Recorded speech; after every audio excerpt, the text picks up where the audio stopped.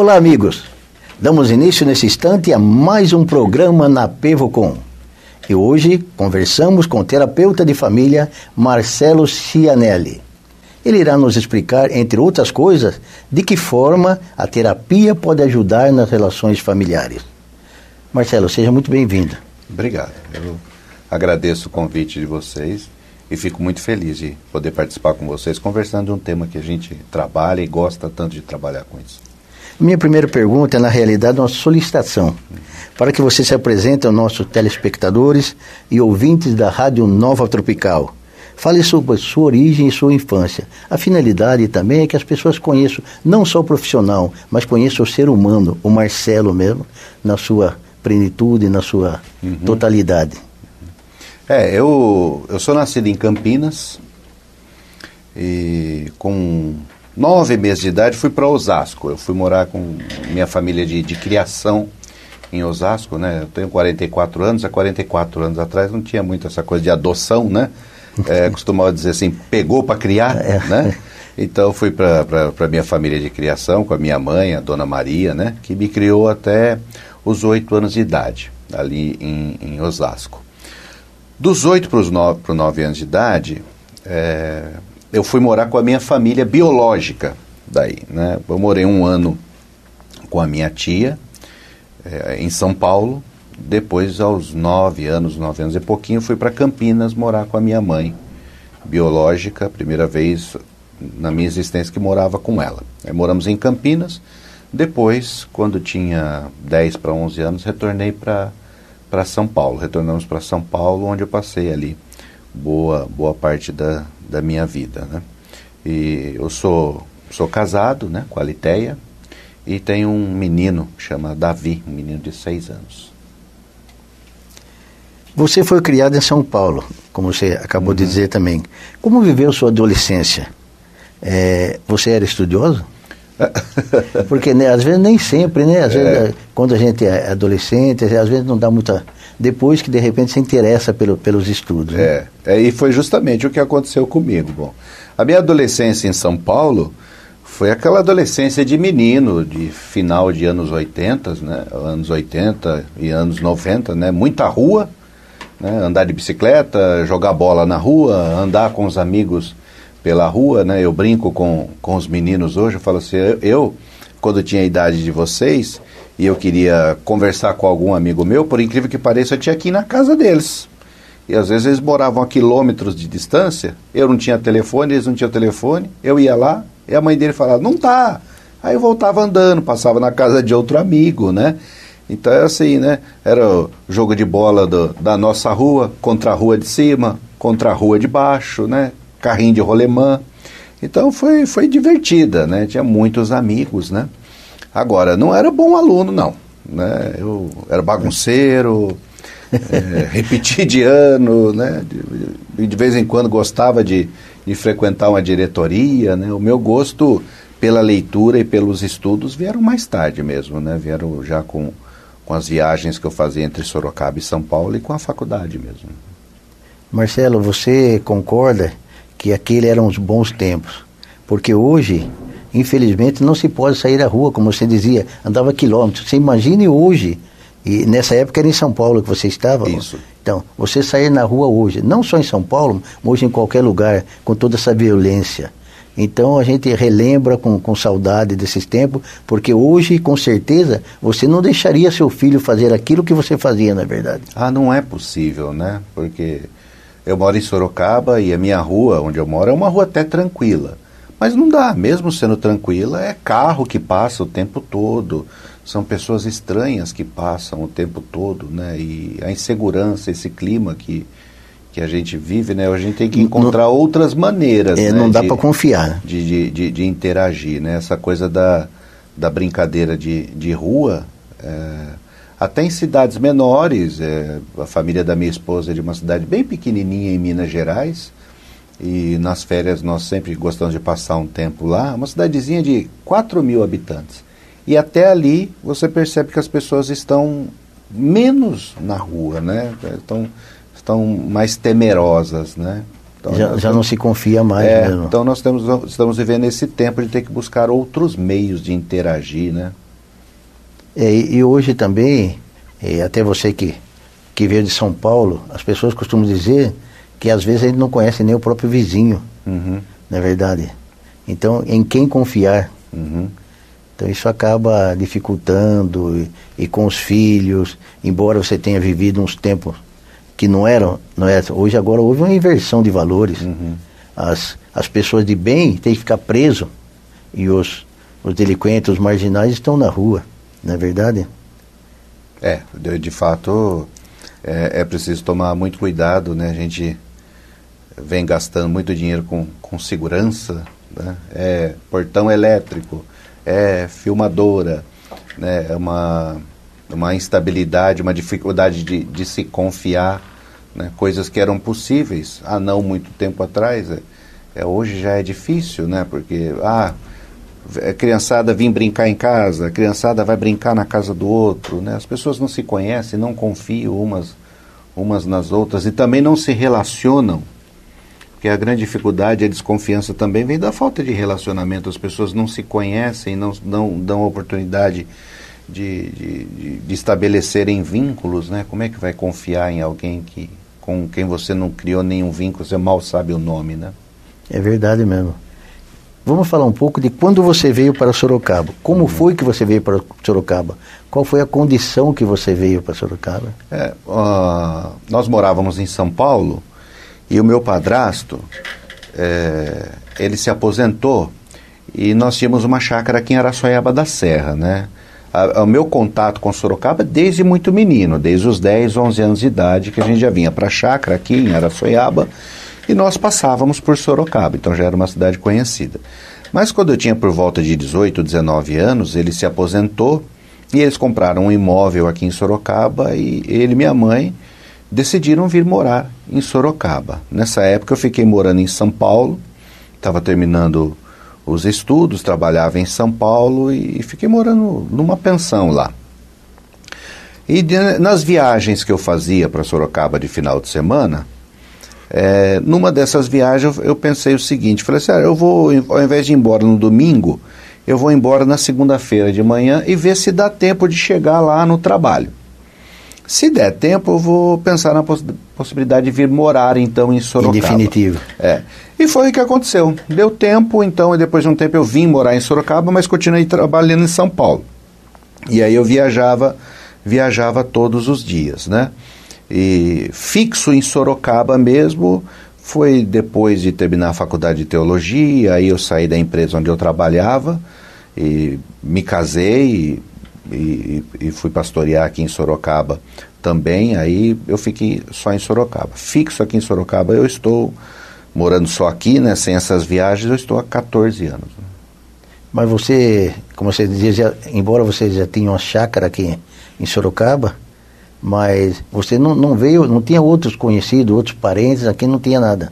Tinham conhecidos, porque a família dos filhos do meu padrasto são pessoas aqui de Sorocaba, né? Então, eventualmente a gente passava na casa dessas pessoas assim, mas amizade não tinha. As amizades, os vínculos com a cidade, né, eu fui criar mesmo depois quando eu era mais velho, quando eu vim morar mesmo de fato aqui, né? E a gente pergunta porque às vezes as pessoas falam, eu vou para Sorocaba, mas sempre, também, na maioria das vezes também tem alguém que como você disse, você já vinha aqui, já conhecia, mas às vezes você tem um conhecido, vem aqui, você acaba conhecendo a cidade, e tendo em vista que você morava em São Paulo, sabe, já mesmo aquele tempo que não era tanta violência, mas lá já era mais perigoso que aqui. E você sentiu essa diferença quando você veio em definitivo para Sorocaba, entre Sorocaba e São Paulo, em relação à segurança, Marcelo? Olha, tem um aspecto que é muito interessante de quando a gente veio morar aqui em Sorocaba. Em São Paulo, já havia um clima muito diferente do interior, né? Então, o que nós percebíamos? Que nós, como viemos de São Paulo, trancávamos tudo com cadeado. Então, na minha casa tinham 2 portões. Então, tinha cadeado no primeiro portão, tinha cadeado no segundo portão, né? As portas todas trancadas, e a gente saía de casa e a gente via que as casas dos vizinhos não tinham cadeado no portão, né? E é interessante que a princípio a gente achava aquilo um absurdo, né? Como é que a pessoa não põe um cadeado? Como é que a pessoa deixa essa janela aberta? Será que estão ficando malucos? Mas era uma neurose nossa. E o reflexo de São Paulo. Isso, depois nós fomos nos acostumando, percebendo que aqui era mais tranquilo, né? Que há 25 anos atrás aqui era mais tranquilo. Hoje nós já estamos colocando cadeado. Porque as coisas mudam, né, Marcelo? Aqui em Sorocaba, você constituiu sua família. Ela é composta por quem e o que significa para você? Uhum. Tá, eu sou casado com a Litéia, né? A Litéia é enfermeira. Nós nos conhecemos na igreja, nós éramos da mesma igreja, né? E nos casamos vamos fazer agora 14 anos de casados. A minha família pode parecer clichê, mas a minha família é o que eu tenho de mais importante na minha vida. A minha esposa, ela é a pessoa mais amável, mais educada, mais acolhedora que eu já conheci na minha vida. Ela é uma pessoa impressionante. E a coragem que ela tem, ela com muito amor me desafia para que a cada dia eu seja uma pessoa melhor. Então, a pessoa que eu sou hoje, mas passa muito, mas muito, muito mesmo, pela presença da Litéia na minha vida. Ela é uma pessoa de suma importância para ser quem eu sou hoje, né? O amor dela, a amabilidade dela, a compreensão, a coragem dela, né? E nós temos o Davi, um menino de 6 anos, muito esperto também, um menino muito desafiador também, é o tipo de menino que não aceita sim e não como resposta, que sempre quer mais, né? Ele sempre quer uma explicação, então conversar com ele é uma aventura, porque você já sabe, né? Se ele perguntar alguma coisa, falar porque sim, não vai adiantar, então você vai ter que procurar meios de conversar com ele, né? É um menino muito esperto, muito inteligente, né? E além do que, são lindos, hein? Ela é muito linda, ele é muito lindo, né? O que também é reflexo também dos pais. Você não concorda comigo? Sim, sim. Porque os pais são os alicerces. Sim. E você tem um alicerce sólido, você sabe que não vai desabar mesmo. Como você conheceu sua esposa? Nós nos conhecemos na igreja, nós éramos da mesma igreja. Aqui em Sorocaba? Aqui em Sorocaba, lá no Jardim São Marcos, lá em Sorocaba. Conheço o Jardim São Marcos. Nós somos da Igreja Presbiteriana Independente. Foi lá que vocês se conheceram, né? Nos conhecemos, eu tinha 20 anos, ela tinha 14, e na época nós nem conversávamos muito, porque com 20 anos eu participava do grupo de jovens da igreja, ela com 14 participava do grupo dos adolescentes, né? Nós fomos nos apaixonar um pelo outro muito tempo depois. Eu já estava com 28 anos e ela estava com 22, né? E que nós passamos a olhar um para o outro assim de maneira diferente, mas ver algo um no outro que, olha, acho que eu estou a fim de passar o resto da minha vida com essa mulher aí, né? Então namoramos e noivamos em 1 ano e 3 meses e nos casamos olha, quer ver eu errar o ano do casamento agora? 2006. Isso não pode, hein? 2006. Errar, você vai esquecer o dia do aniversário também, é complicado, Marcelo. Complicado. 2006. Então ela é sorocabana, ela é nascida em Sorocaba. Nascida em Sorocaba. Só que eu falo para ela que ela é uma sorocabana mineira, porque a família inteirinha dela é de Minas. Aqui em Sorocaba mora ela, o pai e a mãe moram em Sorocaba e uma irmã do pai dela. O restante, toda a família dela está em Minas Gerais. Talvez você já tenha falado, eu não me recordo, quanto tempo que você mora no Jardim São Marcos? Não, eu não moro no Jardim São Marcos. A nossa igreja hoje eu moro lá no Vanelville. Você mora no Vanelville? Hoje eu moro lá no Vanelville. Eu moro no Vanelville desde que me casei. É que eu morava no Central Park, que é do lado do Jardim São Marcos, em Sorocaba. A nossa igreja era no Jardim São Marcos. Tá certo. Nós vamos fazer um pequeno intervalo e nós voltamos já. Fique conosco. Tem muita coisa interessante que você vai ver no segundo bloco.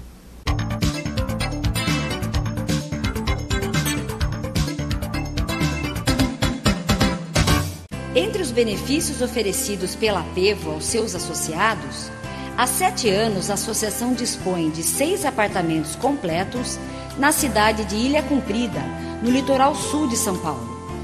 Os imóveis à beira-mar oferecem o necessário para associados e dependentes aproveitarem dias de descanso e lazer, com estacionamento próprio, cozinhas equipadas, TVs e ventiladores. Informações no Departamento de Turismo 3353 8080. Apevo, nossa luta é por você.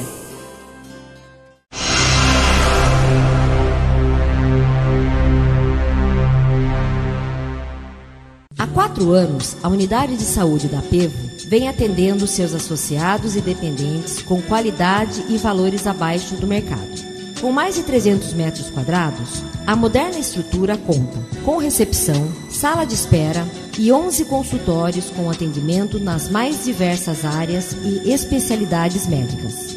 Se você não conhece a Unidade de Saúde da Apevo, venha nos conhecer. Apevo, nossa luta é por você.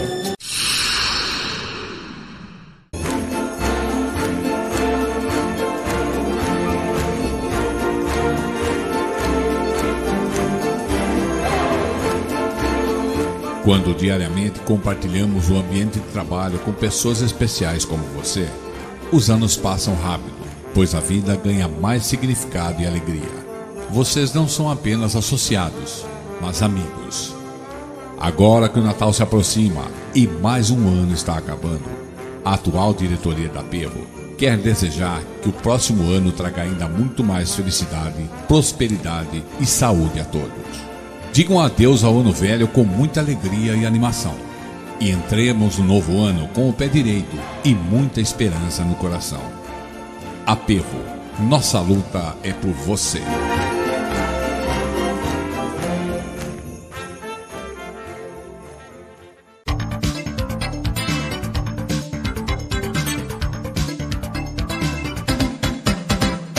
Estamos de volta e hoje em nossos estúdios, o terapeuta de família Marcelo Cianelli. Marcelo, agora nós vamos falar exatamente sobre a sua profissão, sobre o seu trabalho, que é a terapia. O método que você trabalha, a partir dos seus estudos, se chama terapia sistêmica. O que ela aborda? Olha, a terapia sistêmica é um jeito de fazer, não a terapia sistêmica em si, né? O pensamento sistêmico é um jeito de fazer ciência, né? Um paradigma científico. E é como toda ciência, se a gente vai explicá-la tecnicamente, fica difícil de compreendê-la pela complexidade, né? Mas existem alguns, dentro da terapia sistêmica, existem alguns pontos que são comuns à maior parte das escolas de terapia, dos caminhos de terapia, né? Porque nós falamos que o todo é maior do que a soma de partes ou das partes. O que significa isso? Que para nós compreendermos, entendermos uma pessoa, nós temos que olhar para além dela como uma unidade, né? Entender que ela está inserida numa família, entender que ela está inserida num contexto cultural, e que para compreendê-la é preciso olhar para isso também, né? Então, nós não trabalhamos em terapia sistêmica no atendimento familiar, no atendimento de casal, com coisas do tipo causa e efeito, isso acontece por causa disso, a culpa é desse, quem é culpado, quem é inocente. Não, o nosso foco é nas relações. Não tenta explicar esse lado. Não, o nosso foco é nas relações. Nós entendemos que as coisas são construídas nas relações. Então, enquanto terapeuta sistêmico, nós tentamos, juntamente com a família, tentar criar possibilidades de diálogos que possam levar a uma reflexão em que a família encontre o que já existe nela, encontre as competências que há nos seus membros familiares, nas pessoas da família, as competências que há no grupo familiar, que há na família, que possam possibilitar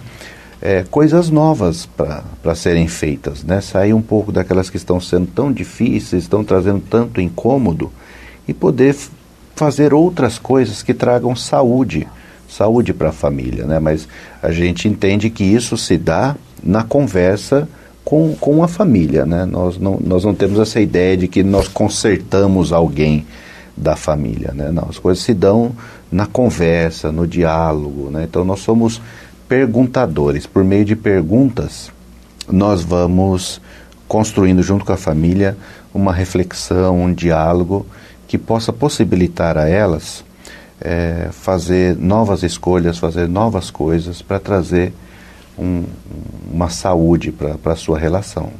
Como você dizia, se fosse explicar aquilo que não deve ser explicado, seria uma maneira de tentar, como a gente diz na nossa linguagem, tapar o sol com peneira, justificar o injustificável. Porque a gente diz assim, o terapeuta sistêmico, ele não é um especialista no sentido de que ele conhece o outro mais que o outro, né? O especialista na família é a própria família, né? Então essa ideia de que eu vou olhar para uma família, para um casal e dizer para eles, olha, vocês têm que fazer isso está certo, isso está errado, né? Quer dizer, mas eles é quem conhecem a si, eles é quem estão vivendo aquela relação, nós somos colaboradores, né? E outra questão também é que, às vezes, quantas vezes na vida, as explicações não dão conta dos sentimentos, né? Olha, se eu cair agora, sair daqui, cair, quebrar o braço, alguém vai explicar assim, explicar dizendo, por que você quebrou o braço? Você tropeçou, caiu, quebrou o braço. Não deveria ter tropeçado. Mas está explicado. Parou de doer? Parou o incômodo? Não, continua doendo. Então, por vezes, explicações não trazem... Não resolveria. Não resolvem a questão, né? Mas é preciso falar sobre, é preciso conversar sobre, é preciso reconhecer e encontrar as competências que nós temos para que a gente possa ter um viver mais saudável, né? Marcelo, em que momento uma pessoa ou uma família ela pode procurar ou deve procurar por ajuda? Principalmente a um terapeuta. Olha, essa é uma pergunta que a gente se faz a todo tempo, né? E há muitas respostas para isso, né? Mas, em geral, quando a gente percebe que as coisas não estão caminhando como deveriam caminhar.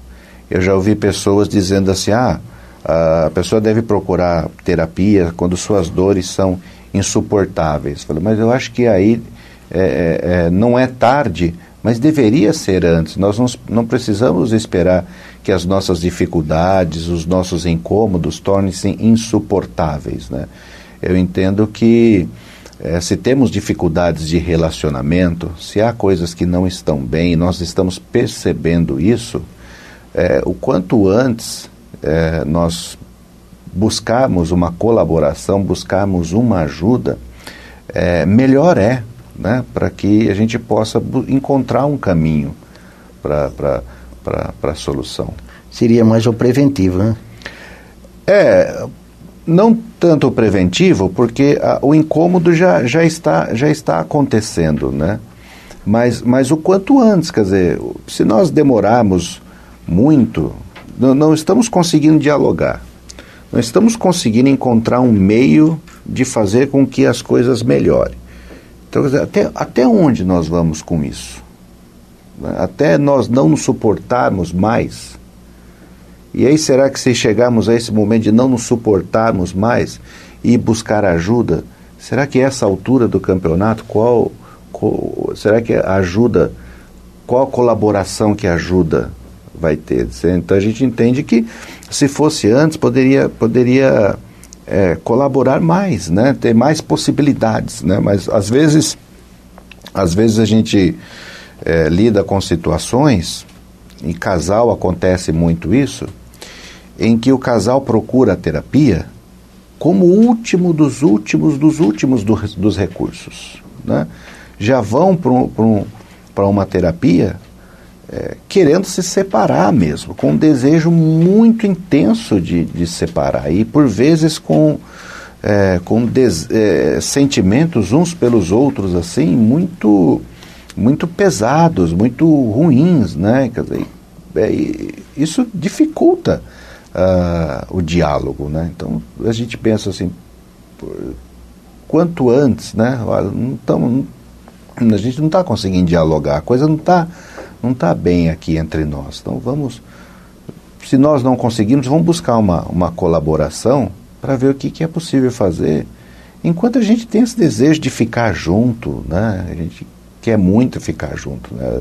Eu já atendi casos em que, num casal, as pessoas chegam e falam assim, eu vim aqui como uma última tentativa, mas já decidido a se separar, né? Então, faz ali algumas sessões e olha, pronto, tentei, né? Então, você vê assim, não era para dar certo. Na né? verdade, ele já chegou com uma barreira.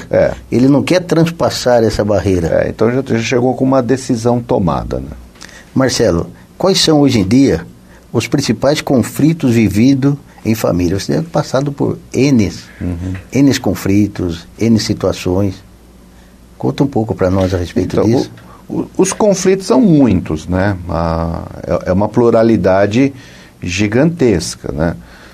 É difícil a gente mensurar o que é mais, o que é menos, né? Assim, quando a gente atende casal, há determinados assuntos que surgem muito em terapia de casal, que são problemas de ordem financeira, dificuldade com a vida sexual, dificuldade nas disputas de poder, sabe? Quem é mais poderoso, quem manda, quem obedece, quem manda mais, quem manda menos. São assuntos muito que surgem muito em terapia de casal, mas os motivos que levam as pessoas à terapia são muitos, né? A gente costuma dizer que são as dificuldades nos relacionamentos, né? De uma maneira geral, as dificuldades nos relacionamentos, né? Mas quando a gente vai conversar com as pessoas, o que fica claro de uma maneira geral é as pessoas dizerem assim, olha, nós não estamos nos entendendo, né?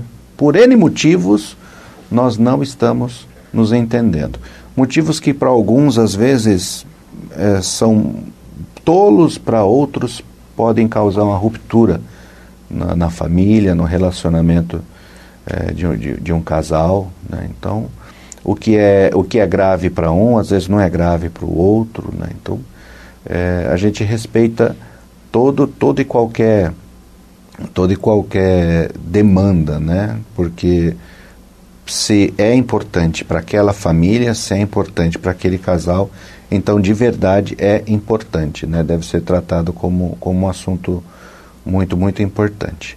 E também, por mais que exista um motivo principal que num momento leve os casais, as famílias à terapia, quando nós chegamos ali para conversar, nós vamos ampliar a conversa, né? Nós não vamos ficar conversando sobre aquele assunto, né? Então às vezes chega lá, esse menino não está indo bem na escola, né? Então a gente brinca assim, bom, a conversa não é sobre escola, a conversa é sobre relações familiares, né? Quer dizer, ele não está indo bem na escola, quem mais não está indo bem por aqui?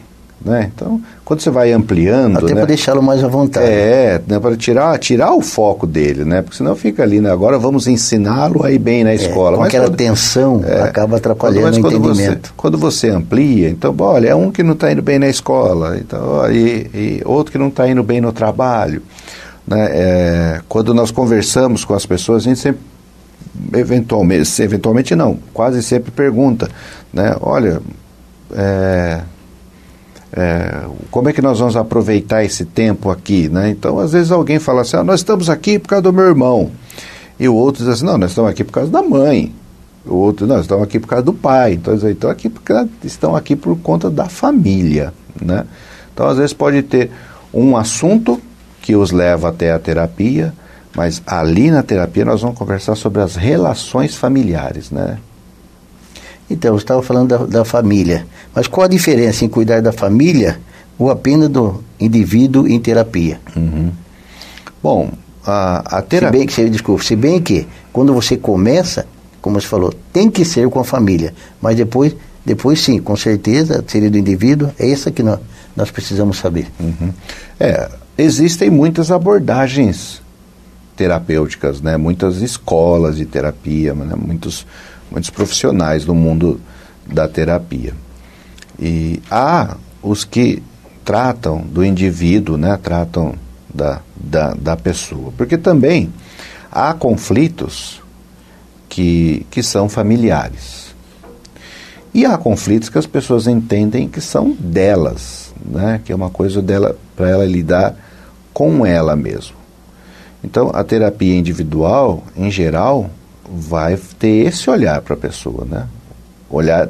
Conversar com ela, do olhar que ela tem dela e as competências que ela tem em si para poder fazer algo diferente na sua vida, né? Conversar sobre suas dores, seus conflitos, e não ignorando o que está em torno, o contexto dela, né? Mas olhando para a pessoa, porque é quem está ali conversando, né? Já a terapia de família, ela vai possibilitar conversas, né?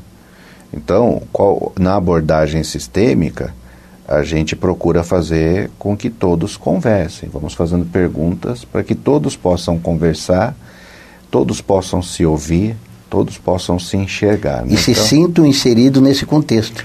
Porque eles fazem parte, né? Então é importante eles serem ouvidos e vistos, né? Então, a gente pode dar um exemplo assim, num contexto mais tradicional, vamos supor que um filho chegue para o pai e diga assim: pai, a minha irmã fica pegando meu pé, está atrapalhando minha vida.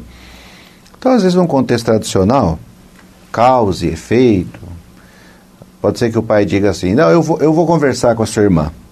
Deixa que eu vou conversar com a sua irmã, depois eu converso com você. Alguns podem até dizer assim: não, deixa que eu resolvo esse problema. Numa abordagem sistêmica, a gente diz que não, vamos trazer todos para conversar.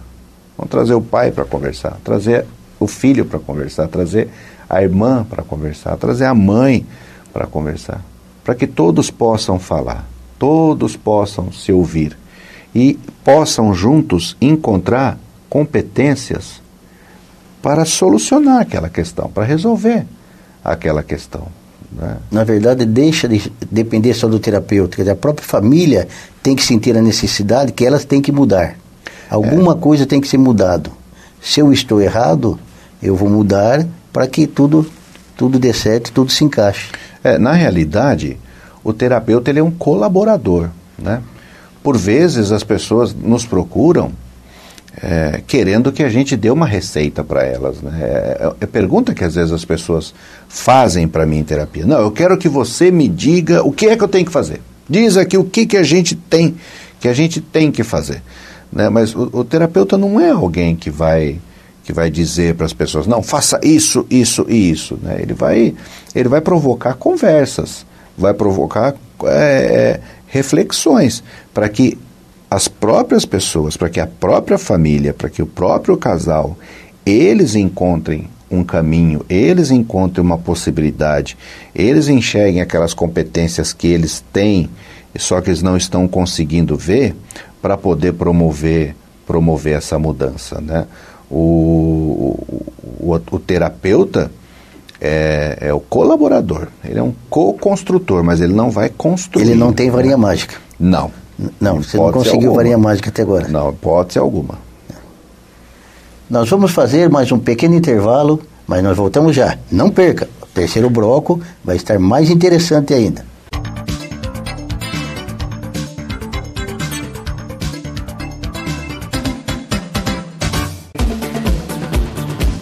objetivo de oferecer mais saúde e qualidade de vida a todos aqueles que fazem parte da sua grande família, a Apevo dispõe de vários serviços e benefícios a seus associados. Nesse sentido, as aulas de ginástica registram sempre ótimas frequências em seus animados grupos da terceira idade. Além da prática da atividade física, a Apevo oferece ainda um espaço de beleza com profissionais capacitados para deixar homens, mulheres e crianças cada vez mais belos com todos os tipos de serviços. Conheça as aulas de ginástica e o salão de beleza da Apevo. Apevo, nossa luta é por você.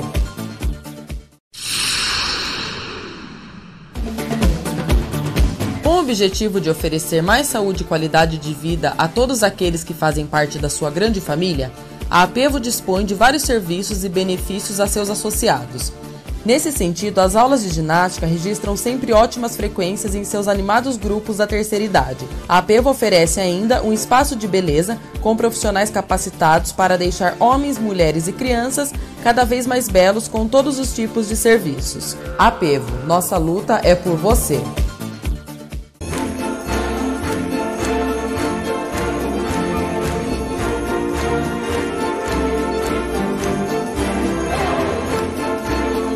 Quando diariamente compartilhamos o ambiente de trabalho com pessoas especiais como você, os anos passam rápido, pois a vida ganha mais significado e alegria.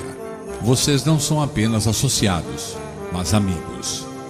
Agora que o Natal se aproxima e mais um ano está acabando, a atual diretoria da Apevo quer desejar que o próximo ano traga ainda muito mais felicidade, prosperidade e saúde a todos. Digam adeus ao ano velho com muita alegria e animação. E entremos no novo ano com o pé direito e muita esperança no coração. Apevo, nossa luta é por você.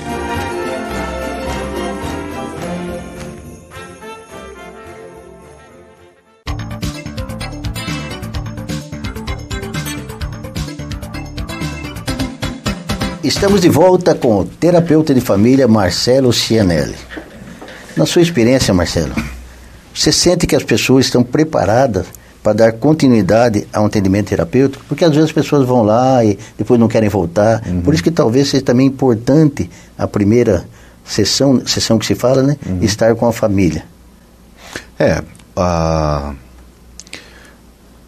Ainda há um preconceito com relação à terapia, né? Há pessoas que ainda tratam isso assim, dizem, terapia é coisa de gente maluca, terapia é frescura, né? Ou acham que essa terapia é tão simples. Não, a terapia é a mesma coisa que uma conversa de churrasco, um café com um amigo, e tudo isso é um engano, né? A terapia, ela é um trabalho para colaborar, ela é científica, ela é colaborativa, né? Ela é muito séria. E não é coisa de gente maluca, né? Terapia é coisa de gente que quer viver bem, né? Então, aqueles que conseguem superar essas barreiras e entender o quanto isso pode colaborar com eles, têm se demonstrado muito disponíveis, sim, ao processo terapêutico, né? É claro que a manutenção, a continuidade de um processo terapêutico depende de outras coisas também, depende de uma disponibilidade das pessoas para aquele processo também, né? Porque para que a gente promova mudança, é preciso que a gente queira mudar e que a gente encontre condições de fazer isso. Então, tem que acreditar, né, Marcelo? É preciso acreditar nisso. Então, quando as pessoas conseguem superar essas barreiras dessas coisas que são mais populares, se dizer, e acreditam no processo terapêutico, acreditam que elas têm competências para encontrar uma maneira melhor de viverem juntas, elas aderem, sim, ao processo terapêutico e tem feito muito bem para muitos casais, para muitas famílias, né? Nós terminamos agora, no sábado passado, um processo terapêutico com uma família na clínica social lá do nosso instituto, e foi muito bonito, né? Porque a mãe, é um caso muito bonito que nós atendemos, né? Um menino de uma enfermidade de pele muito, muito grave, são 3 filhos, e nesse último encontro a mãe conta assim para nós: olha, eu quero agradecer vocês, porque quando eu cheguei para a terapia, e depois de um tempo eu percebi que eu era mãe só do menino, e as outras 2 meninas ficavam de lado, por conta da enfermidade do menino, né? Então a gratidão dela era muito grande, porque ela diz assim: no processo terapêutico, durante a terapia, eu encontrei em mim competência para ser mãe dos 3 filhos, né? Então isso foi muito bom. Que emocionante, muito inclusive. Bom para mim, né? Então a gente fica muito feliz de ver isso, né?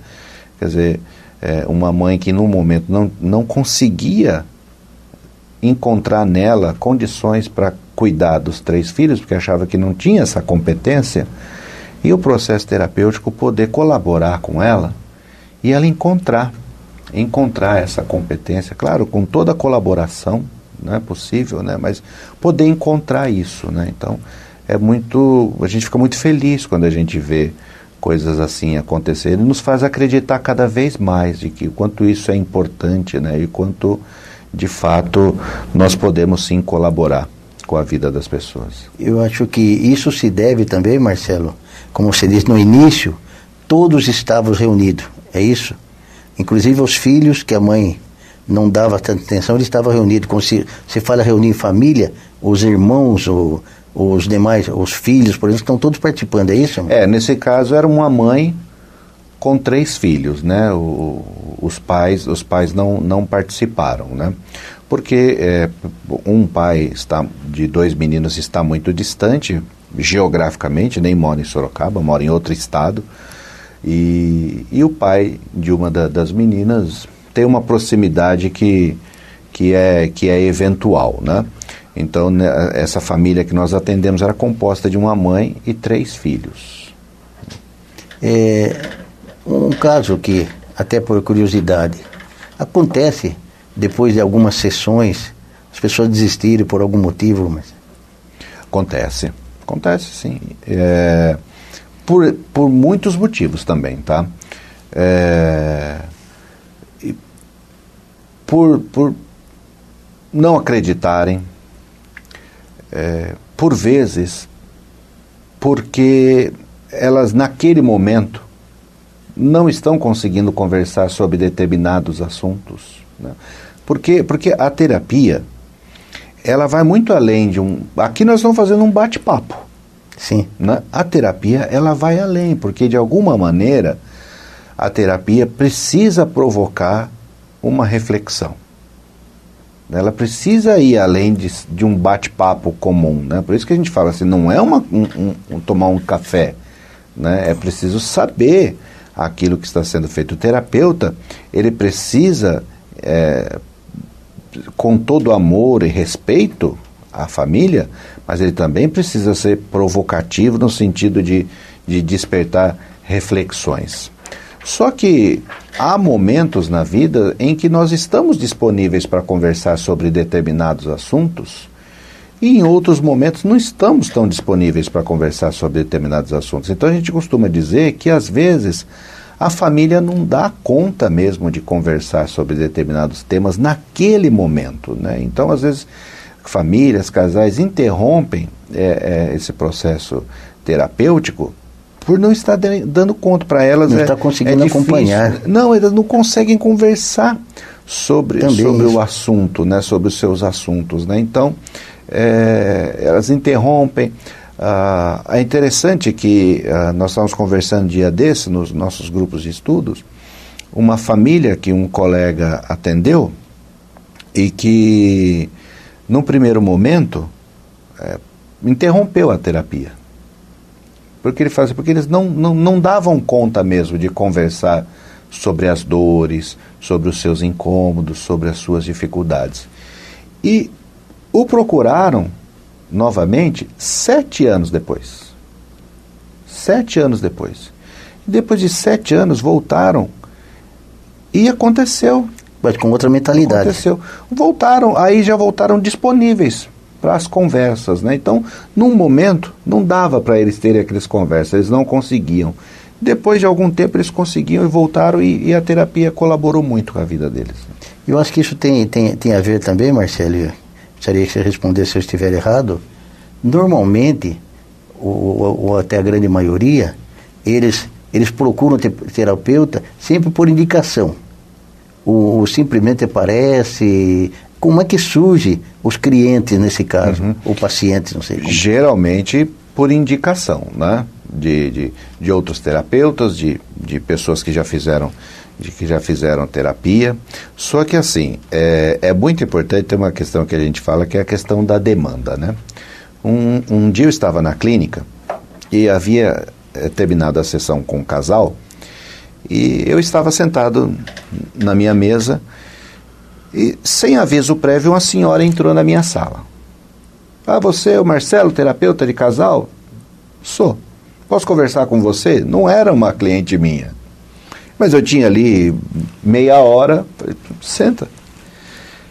Quanto que é a terapia? Como que é?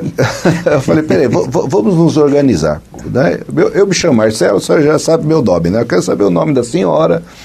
E o que nós estamos fazendo aqui? O que está acontecendo? Conta para mim. Não, porque o meu filho, eu quero que o meu filho e minha nora façam terapia. Falei, a senhora quer? Porque eu quero, porque eu vou pagar para eles. Ah, tá, a senhora vai pagar para eles, tá bom. Mas eles, cadê eles? Não, eles não estão aqui. Eu que vim falar com você. Falei, mas a terapia não é para eles? Não, mas eu que vou pagar. Eles ainda não sabem o que eles vão fazer. Falei, então, peraí, estou entendendo. Então a senhora veio aqui perguntar o preço, o valor, o horário para uma terapia para um casal que não sabe ainda que vai fazer essa terapia. E como é que eu posso ter certeza que eles virão fazer a terapia?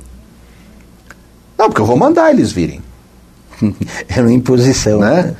Então eu falei assim, naquele momento eu confesso que até me deu a vontade de falar assim, olha, na sala do lado aqui tem uma colega minha, psicóloga, e eu vou indicar a senhora também para conversar com ela ali, né? Por quê?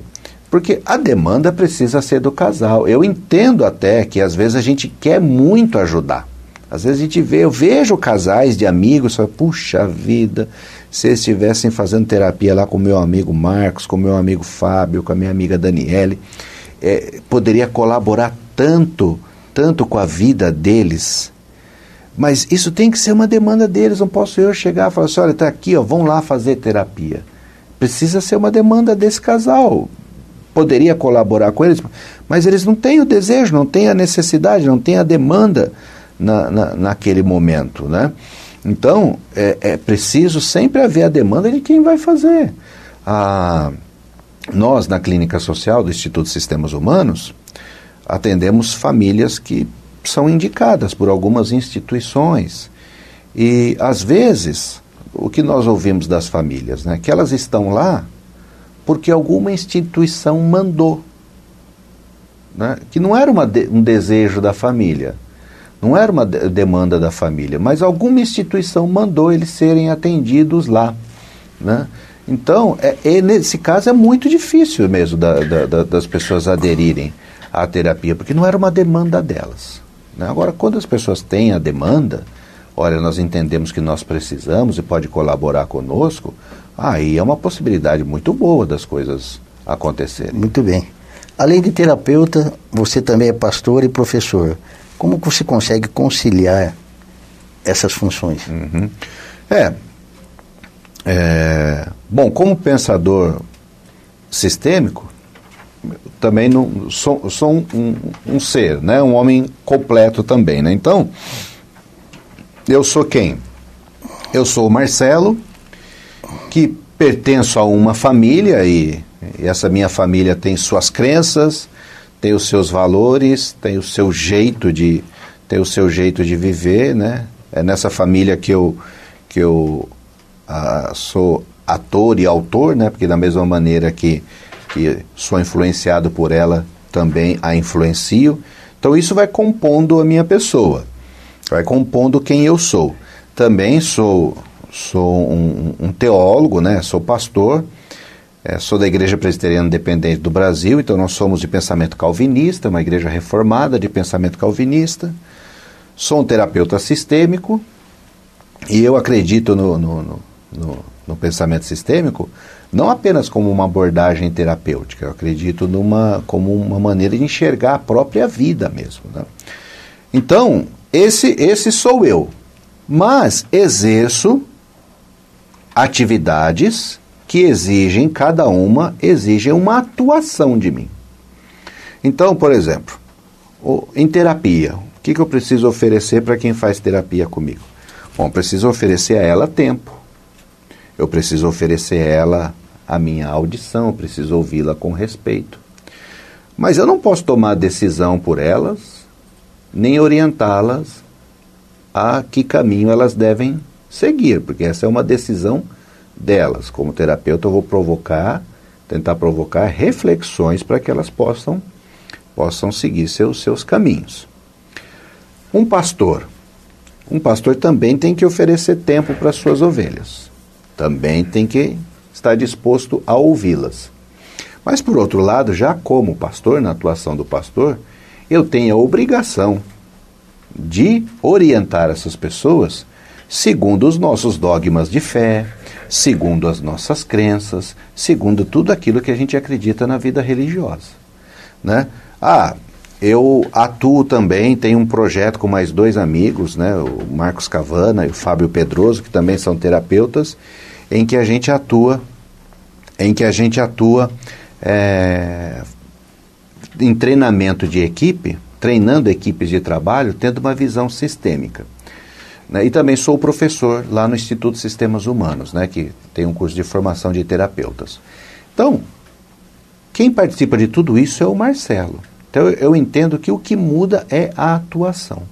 A atuação do terapeuta exige de mim uma determinada postura, um determinado comportamento. A atuação do pastor também exige, como daquele que faz palestra, faz treinamento, e do professor. Então, as atuações é que vão exigindo de mim o comportamento que eu tenho que ter naquele momento. Mas, esse homem que acredita que o todo é maior do que a soma das partes, que acredita que devo amar o próximo como a mim mesmo, que acredita nas competências do outro e enxerga o outro como legítimo outro, com todo o respeito que ele merece. Esse vai comigo para todo canto, né? E aí, em cada lugar, em cada momento, eu tenho que reconhecer o que é exigido de mim naquela atuação e os meus limites para que as coisas não invadam uma a outra, né?